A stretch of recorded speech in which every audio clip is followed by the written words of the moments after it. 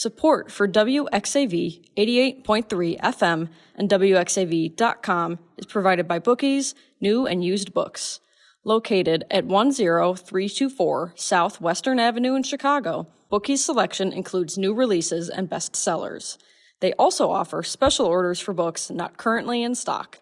On February 18th at 7 p.m., Bookies will host an event titled Grown Up Show and Tell. More information is available at bookies.com and on Instagram at bookieschicago. Support for WXAV 88.3 is being provided by Northwest Community Credit Union, located on campus inside the Graham School of Management. The credit union provides its members with a variety of financial products and services to help them achieve their financial goals. Members can access services and bank on NWCCU's mobile app.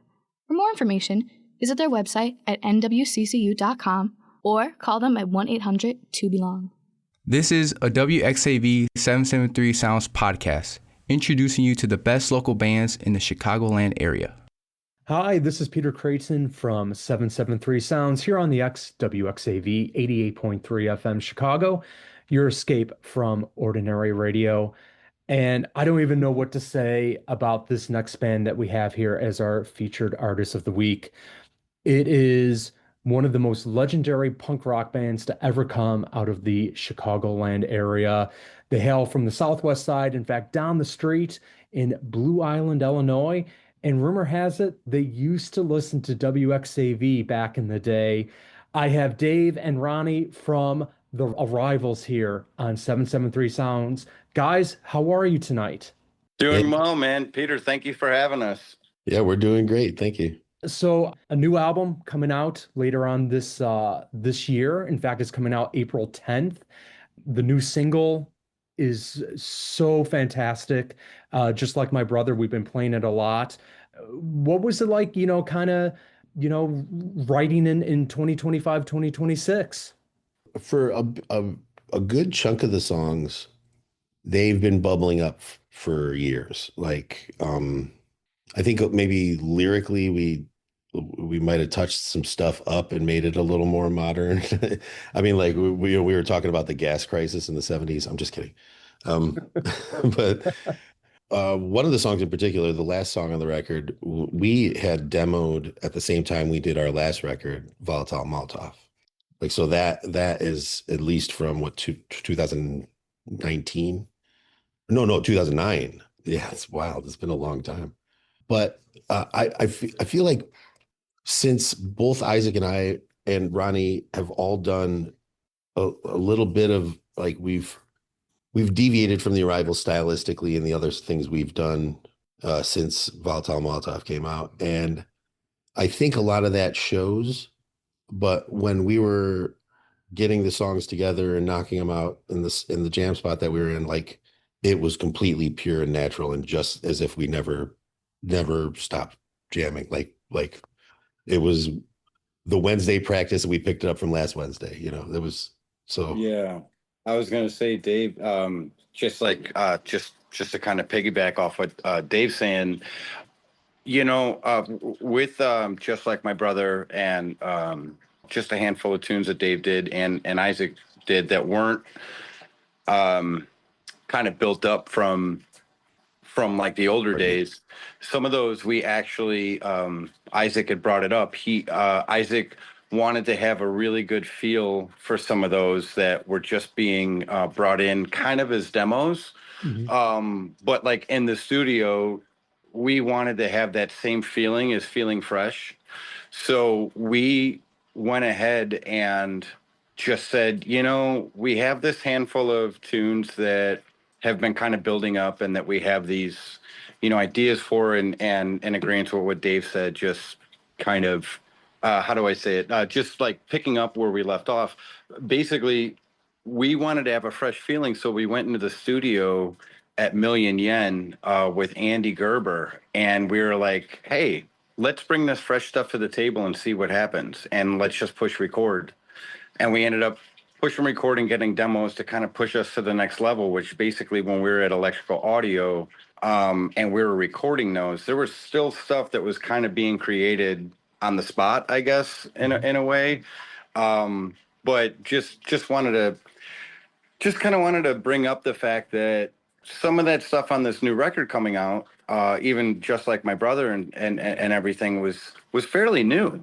I mean, it was like fairly new ideas where we're like, we're not going to dive into this a super ton and try to dissect it. We're going to try to get the feel for it and get that same feeling. Yeah, and you really can get that with this record. I mean, listening to the lead single from Payload, just like my brother, there is this like focus on family and this very like I don't want to say family first, but almost like this family first. And in fact, correct me if I'm wrong, but the music video of it was filmed by Isaac's son. Yeah, So yeah. can you kind of talk me through like that approach? And do you find that the topics of your songs it's kind of matured with age, if you will? Well, I with the video, it kind of came from necessity. We knew we were going to put it out as a single and as like a teaser for the record, and it just seemed like you kind of need a video nowadays. Like, people are way more visual, and it's easier to hit a video in your feed than to approach it later or whatever. So like so Isaac and I both do film stuff, right? And we were talking about it, and I thought to myself, I'm like, Sirik, Isaac's son, he's been going to school for videography, and I think he was even working, maybe wrong, but he was working for like an ESPN like local station near his college as well, like being the camera person for sporting events and stuff. Oh, that's awesome. He made like skate videos like with his friends, and he just took an interest into it, and it would bring his camera everywhere. So he had all this footage of goofy stuff. And I was thinking, to me, the song, and going back to Ronnie's point about how that was one of the newer ones, to me, it sounded like a young song. It's like, if you imagine that video, if it was us filming us with our friends, like, it's like, it'll be me giving my daughter a bath, and then like everybody sitting there having like a quiet beer at a bar or something. And these are all these wilding ass kids going nuts. But I knew Sirik had a bunch of footage, and I'm like, why don't you ask Sirik if he's got any footage that he'd be willing to lend to the video? Because Isaac like he makes great everything. He's good at everything, but he's a great film editor, and like a lot of the videos he makes are like almost like video collages of found stuff, like stock footage that he gets from like the Library of Congress and stuff.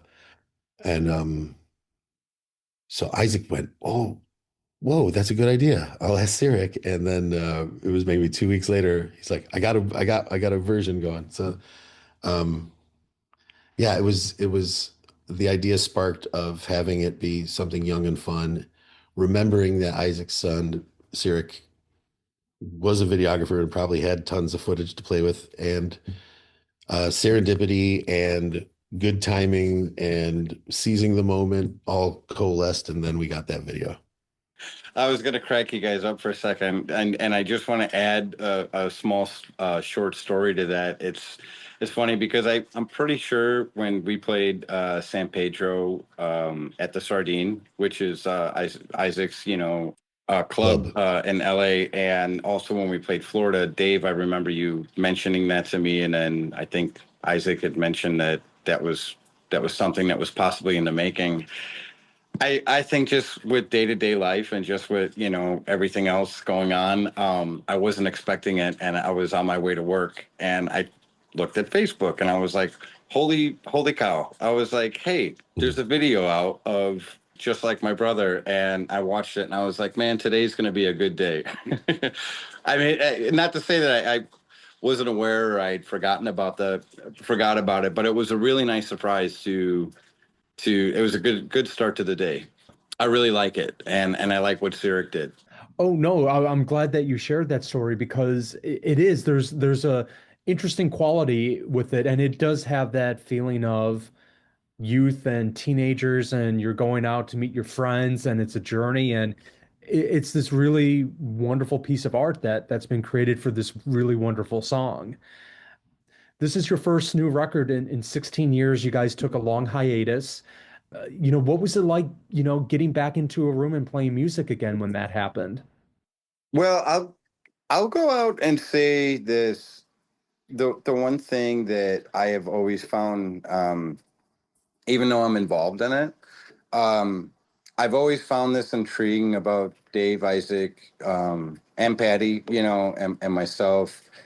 We can go a very long time without playing, and then all of a sudden, like we'll have a show, and we'll say, okay, well, we got to get the nuts and bolts tightened a little bit. So let's plan a rehearsal, or let's get together.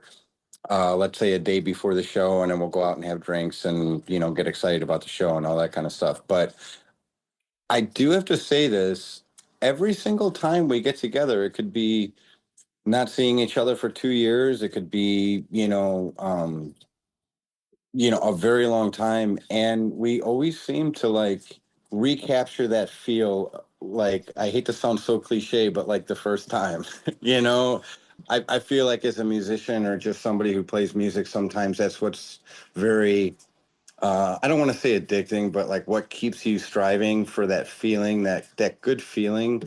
And I can speak for myself when I say that yeah, anytime we get together and we play music, it's like, holy cow, like this is all coming together so quick, and it feels so good. So for me, I I love it. We don't really do like, week rehearsals, or we don't see each other like all the time, but when we do it, like it's like, man, this feels so good. The magic is still there. Yeah, I would say. I mean, I would definitely say, and that's how it felt with getting together, doing the demo stuff, and then when all four of us were in electrical audio, actually laying down the tracks for this new album, it was like, okay, well, we still got it, kind of in a non cocky way, I guess, just like, wow, like, okay, this is happening and it feels really good. Couldn't have Dave, said it better myself. couldn't say. I'm with Dave and Ronnie from the Arrivals here on 773 Sounds. Now, if people want to go and find you guys online, where can they go and where can they check you guys out?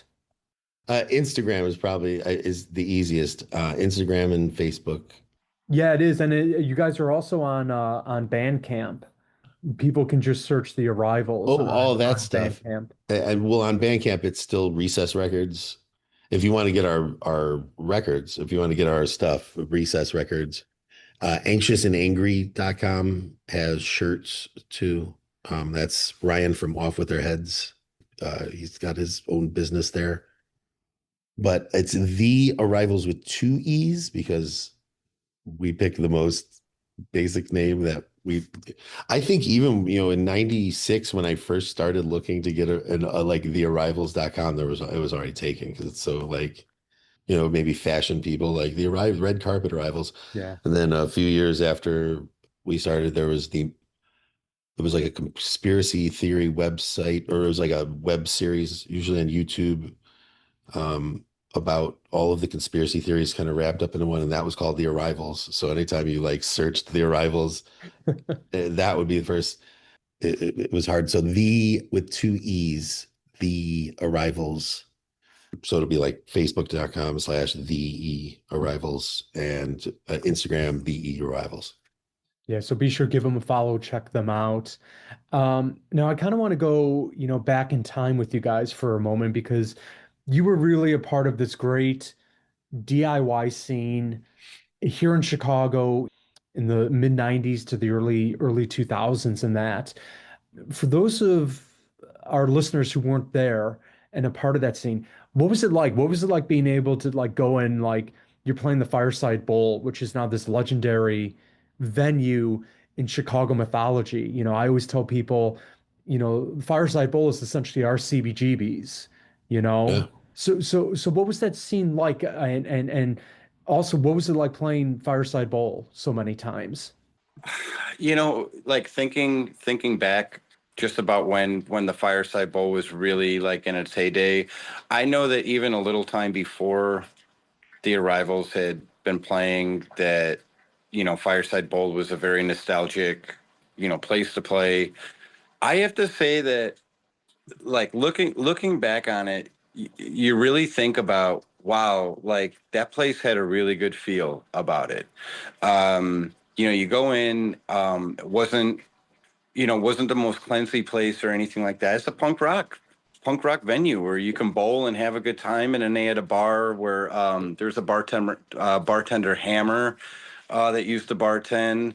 That was some of our, I would say, with the Arrivals, and then just meeting other bands like Lawrence Arms, and just even meeting some of our some people that we've always looked up to, or that were an influence for us. John Haggerty used to pop his head in the door there every once in a while. Matt Skiba would hop in. Larry Damore from Pegboy. Mm-hmm. And it's just like, and it would be a Wednesday night, it would be like, hey, we're playing this show with so-and-so, and it's happening. And all of a sudden, you find yourself kind of hanging out at the bar, and you're like, holy cow, I had no idea I'd run into this person that night. But I would say for me, I almost met 3/4 of almost all of the people that I know through Fireside, and friends that I still talk to this day. But it was just cool. It just had a really cool vibe. Of course, there were like ceiling leaks, and once in a while, some ceiling tiles falling down. If it was a banging show there, and there were, so many people that it was a packed house, it's like kind of like a feeling that you can almost remember the smell in the place. And so yeah, I mean, we've had a couple. I remember one time we played there for, I think it was a record release. We were all so pumped up, and I think the power went out, and we had to can. Well, was that for a record release, Dave? Yeah. Was that it for Marvels us? of Industry, or No, we did the Marvels. That would have been Center Orange. So that would have been like 2003. Anyways, I don't know why I brought that up. That's one memory I remember. It was a packed house in there. We were getting ready to play, and we were so amped up. We were just ready to tear the roof off the joint. And all of a sudden, before we struck our first note, the power went out, and here it's like, okay, hopefully it comes back on, and it never came back on. But without taking too much more time, if I could like say anything about the Fireside, I'd say, yeah, it definitely had a really good feel about it. It had that punk rock, kind of like nostalgic feel to it.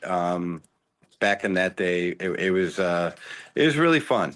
It was really fun. Yeah, and they always had wild bills, like just like really odd pairings. I like seeing old Fireside flyers nowadays, and like seeing all the bands that were playing on like one lineup and being like, Jesus.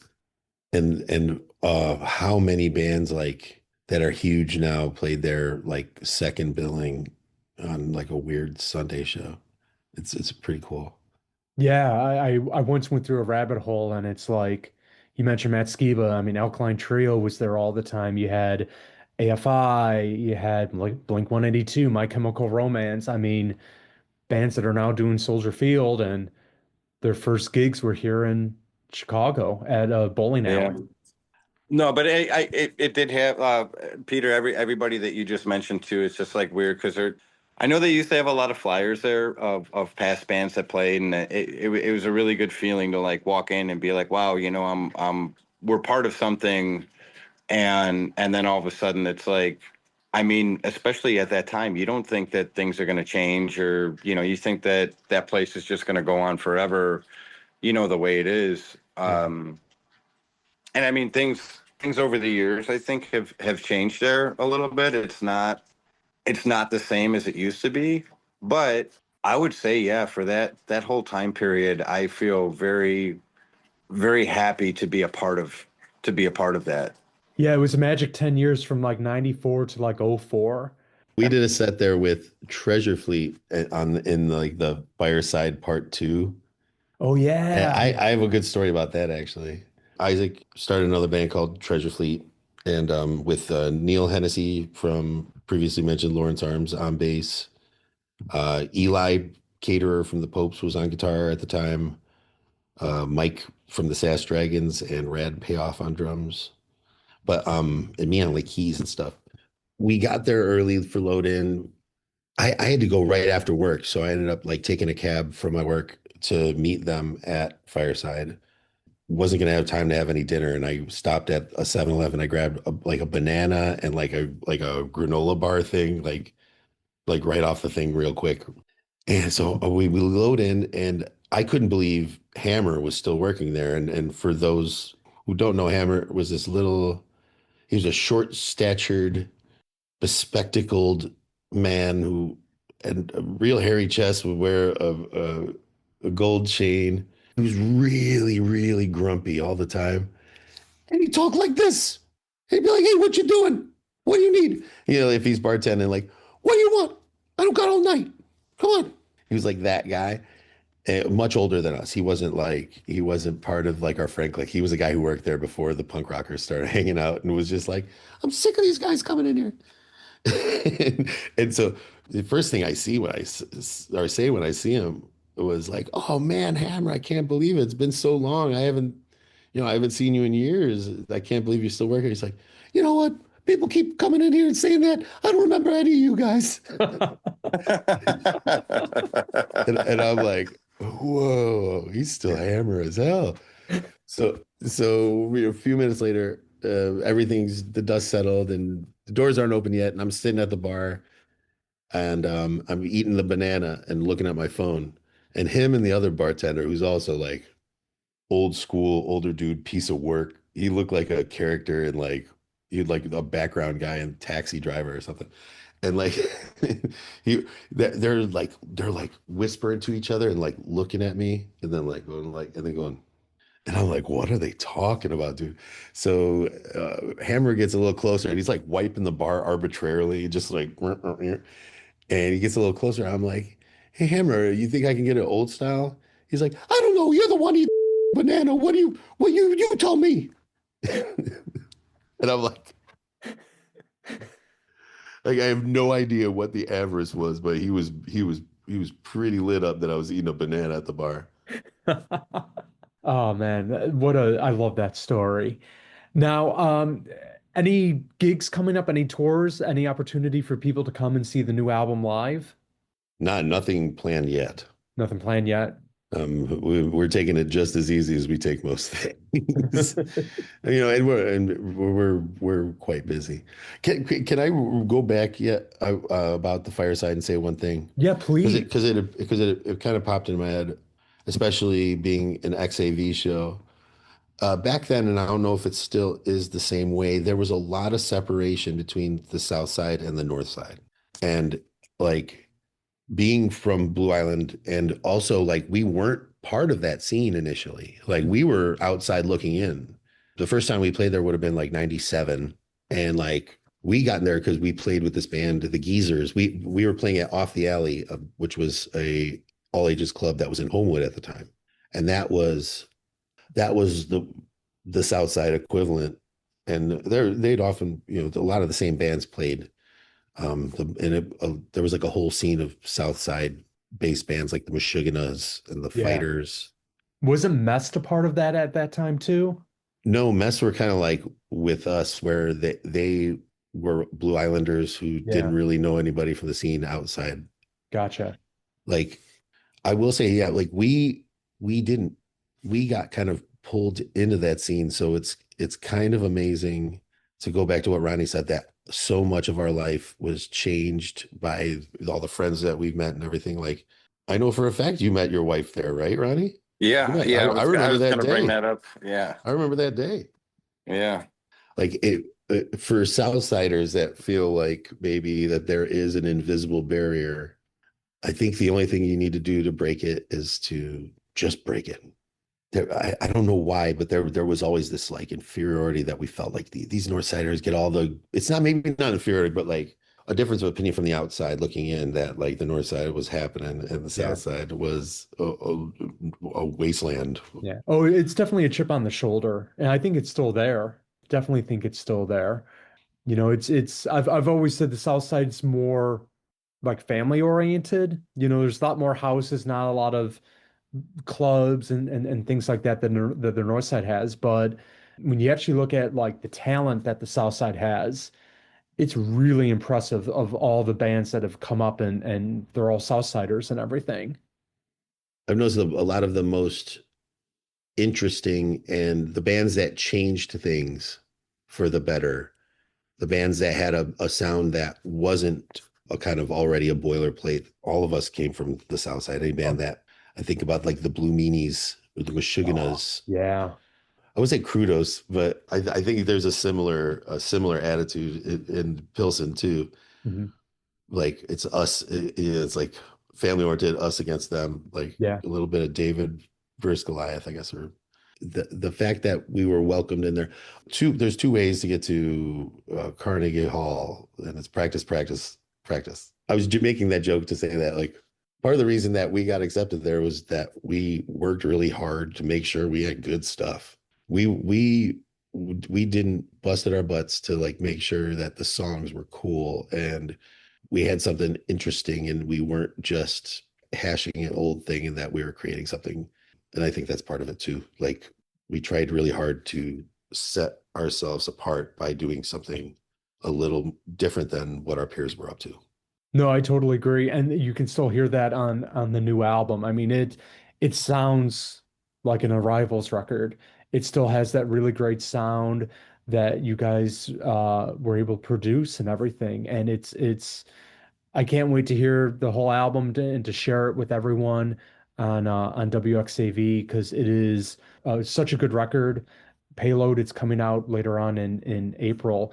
Final question I have for you, Dave, and for you, Ronnie. But first off, thank you so much for spending time and chatting with me about the new album and the Fireside Bowl. It's been so much fun. For a lot of students, because we're a college radio station, there's that fear of the unknown. There's that fear of going to check out that band that they may have never heard of. And I think a lot of that is Spotify. You know, Spotify really kind of feeds you the same stuff, right? What would you say to that young person who they really want to get into the local scene, but they don't know how? They don't know how to find the show or get into a band or things like that. What encouragement would you give them? It's not as scary as you might think it is. That's a big one. I know, kind of speaking to what I was saying earlier about the kind of inferiority complex of being an outsider from the North Side club scene. I was really intimidated going into that arena, and then once you walk in, it's like everybody has their head up their butts as far as we do our own, and most people love meeting new people. Yeah. And aren't no you aren't gonna go to that show where you think maybe it's too cool or you don't know anybody. I mean, I would say go with a friend. That's a good practical advice for that. But we're all humans, and life's too short to miss out on the interaction with other humans. And it's easy today with the internet to you can do a whole lot without having to see anybody face to face. But when you see live music, it's something different. And I don't want to use the word magic with frivolously, but there's magic there. Like I've seen bands that I heard on Spotify or heard a demo from them. It was like, they sound all right. And then I see them live. I'm like, who the hell are these guys? And that's them, the cats that I heard that demo, these guys are amazing. Things are better live. And like, I think it's live shows are as much about making friends, and what better way to meet like-minded people than to see a band that you could be into, or to go to a show that is a genre of music that you enjoy. I love going to shows where I don't know who's playing, and I It's like, so and so's on the bill. All right, let's see. And I've been amazed. I've bought records from bands I'd never even heard of prior to the day of seeing them, and still listen to them. So I would say if you're scared, just dive in, hold your nose, and just dive in. Don't put your foot in slow. Yeah, that's good advice, Dave. I there's like it's so funny you took the words out of my mouth with a few things, and what you brought up earlier, just to backtrack a hair, just talking about like north side, south side and things like that. It's like I do think like one factor that I'd like to bring in is I think when the arrivals, when we were playing a lot, and we're all living in closer quarters and playing more often, we were having fun. Like we were having fun creating something, and not necessarily knew what we were creating, but we were enjoying it. And I think presenting that out to people, because we toured a lot. It wasn't just in Chicago. I mean, we toured our butts off. I mean, we went on a lot of tours, slept on a lot of floors, and roughed it out. So and every major city and every small city, you have a north side and a south side. So you kind of have that factor there. But I think a lot of people and a lot of bands bring that to the table. But when we were doing it, I think probably just kind of piggybacking a little bit off of what you're saying, but just saying like having fun. Sometimes you don't know what you're going to get into. Nothing's planned out, and you don't know unless you go try. And you don't know unless, like Dave said, like you might hear a band on Spotify, or you might hear a band or see a video from a band and be like, oh, this is really catchy. And you might go see them and be like, man, dude, I didn't really enjoy that live performance from them. They sound nothing like what I liked. Or you might go there and be like, wow, they really didn't sound like their live record, but holy, I love this band.